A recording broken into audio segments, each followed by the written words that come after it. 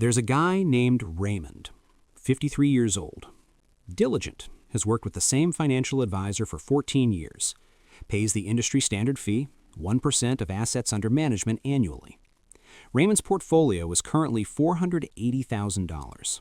He writes no check for this fee, receives no invoice, signs nothing annually that requires him to acknowledge the cost. The 1% is simply deducted from his account each quarter. $1,200 every 3 months, $4,800 per year. So quietly that Raymond, when asked, estimates his total fees paid over 14 years at somewhere around $20,000. The actual number is closer to $41,000 because the fee scales as the portfolio grows, and Raymond has never once sat down and added it up. But the fee paid is not even the real cost. The real cost is what that $41,000 would have compounded into if it had remained invested. At 7% returns over Raymond's remaining 12 working years, the compounded cost of the fees already paid and the fees he will continue to pay through retirement is not $41,000. It is not $80,000. A careful projection of Raymond's total lifetime advisory fee cost in forfeited compounding lands somewhere between $380,000 and $430,000. Raymond is paying for financial advice in a currency he cannot see, denominated in a future account balance he will never know was missing, deducted so gradually that it never triggers the alarm that a single large expense would. The fee is 1%. The cost is transformative. And Raymond has never had a meeting where those two facts were connected. Here is what I want to show you today.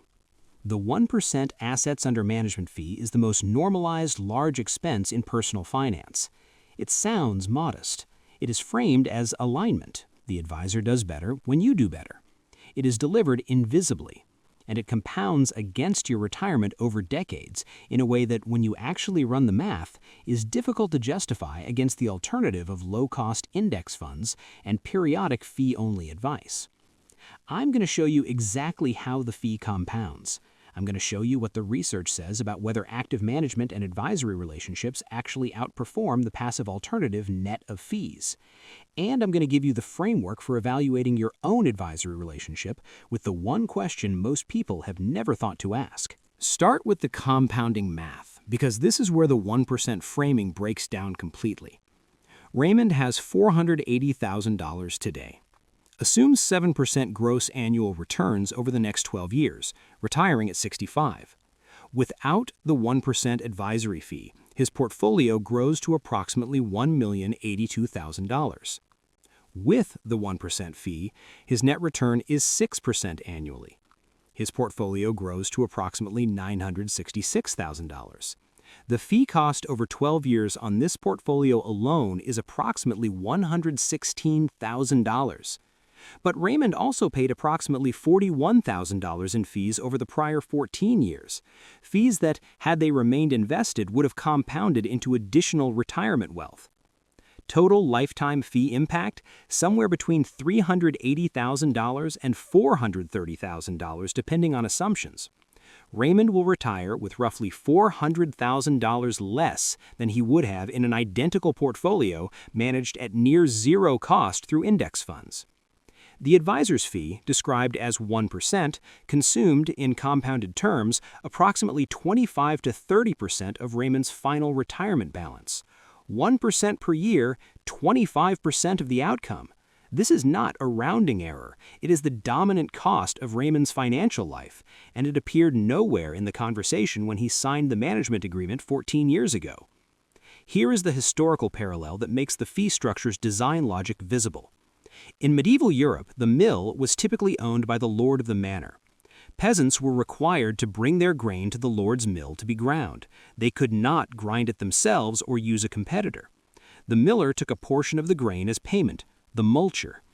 The arrangement was stable and self-perpetuating because the peasant needed ground flour, the mill had a monopoly on the grinding function, and the cost was extracted as a fraction of the product rather than a cash payment. You never wrote a check to the miller. He just kept some of your grain. The 1% AUM fee is a digital multure. Your portfolio is the grain. The advisor's access to your account is the mill. The fee is extracted as a fraction of the product, invisibly, automatically, before you see it, which is specifically why it does not trigger the psychological resistance that an equivalent annual invoice would generate. If Raymond received a bill for $4,800 every January with a line item reading, "Advisory fee, please remit," the conversation about whether he was receiving $4,800 in value would happen naturally. The automatic quarterly deduction ensures that conversation almost never happens. Now examine what the research says about whether the advisory fee purchases outperformance that justifies its cost. The S&P SPIVA report, the most comprehensive ongoing study of active management versus passive benchmarks, consistently shows that over any 10-year period, approximately 85 to 90% of actively managed funds underperform their benchmark index after fees. Over 20 years, the underperformance rate exceeds 90%. These are professional fund managers with research teams, proprietary data, and full-time analytical resources. Their collective inability to beat passive benchmarks net of fees is not a new finding. It has been replicated across time periods, geographies, and asset classes for decades. The financial advisor who manages Raymond's money is selecting from this pool of funds, adding their own 1% fee on top of whatever the underlying funds charge, and producing an outcome that, in the overwhelming majority of documented cases, trails what Raymond would have earned in a Vanguard Total Market Index fund charging 0.03% annually. The fee is not purchasing alpha. In most cases, the fee is purchasing underperformance delivered with confidence in quarterly statements. Here is why this arrangement persists, despite the data being publicly available and extensively documented. It persists because of a psychological dynamic called authority bias, combined with the complexity illusion. Investing feels complicated. Markets are volatile. The language of finance, basis points, alpha, duration, rebalancing, sounds technical and exclusionary.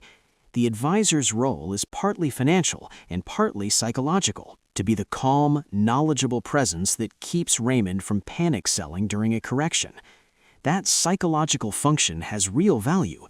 The question is whether it has $400,000 of value over a working life, or whether the same psychological stability could be purchased more cheaply through financial education, a clear written investment policy, and periodic consultation with a fee-only advisor who charges by the hour and has no stake in keeping Raymond's assets under management permanently.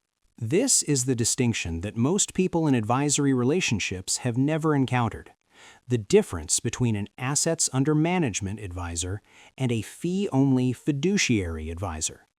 An AUM advisor earns more as your portfolio grows, which creates genuine alignment during accumulation, but also creates a structural disincentive to ever recommend strategies that reduce your managed balance, like paying off a mortgage, funding a 529 directly, or moving assets to lower-cost vehicles. A fee-only fiduciary charges you directly, hourly, or as a flat annual retainer, and receives no compensation based on what you buy or how much you keep under management. Their financial interest is in giving you advice that is actually correct because their revenue depends on your willingness to keep paying for their time, not on the size of your account. Fee-only advisors typically charge between $200 and $400 per hour, or $2,000 to $5,000 annually for a comprehensive financial planning relationship. Raymond is paying $4,800 per year for AUM management. He could pay a fee-only advisor $2,500 annually for genuinely unconflicted advice and invest the remainder of his portfolio in index funds at 0.03% expense ratios. The difference in outcome over his remaining 12 working years is approximately $116,000. The advice does not become worse by being cheaper. It becomes unconflicted. So, what does Raymond actually do? 3 decisions. Decision 1. Calculate your real lifetime advisory fee cost before your next quarterly statement arrives. Take your current portfolio balance, apply your advisor's fee percentage annually, compound that fee forward at your expected return rate to your retirement date, Add the fees already paid, compounded from their payment dates to retirement. The total is your real advisory cost in retirement dollars, not the percentage, the dollars. Most people who run this calculation for the first time experience something between surprise and genuine alarm. The calculation is not difficult. It is simply never presented by the person who benefits from you not doing it. Run it tonight. Write the number down. Then ask whether the services you are receiving, the rebalancing, the fund selection, the quarterly calls, are services that genuinely require ongoing percentage of assets compensation, or services that could be replicated through index funds, automated rebalancing tools available at zero marginal cost through any major brokerage, and periodic fee-only consultations. Decision 2. Ask your advisor one specific question at your next meeting.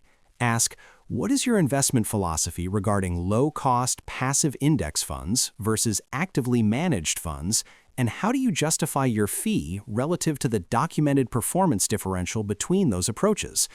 The answer to that question is the single most informative data point you can collect about whether the relationship is serving your interests or the advisor's revenue model.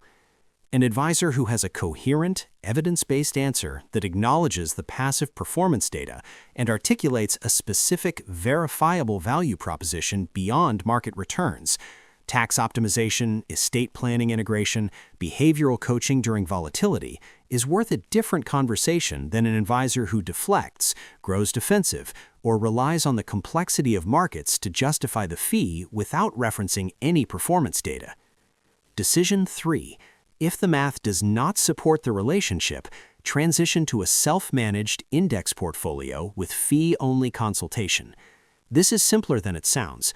A 3-fund portfolio, a total U.S. market index fund, a total international index fund, and a bond index fund, held in appropriate proportions for your age and risk tolerance, rebalanced annually, produces outcomes that in the documented historical record outperform the vast majority of actively managed alternatives, net of fees.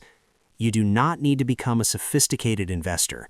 You need to stop paying 1% annually for active management that the evidence says will trail passive alternatives in 85 to 90% of cases and redirect that fee into the compounding account it has been quietly exiting for years.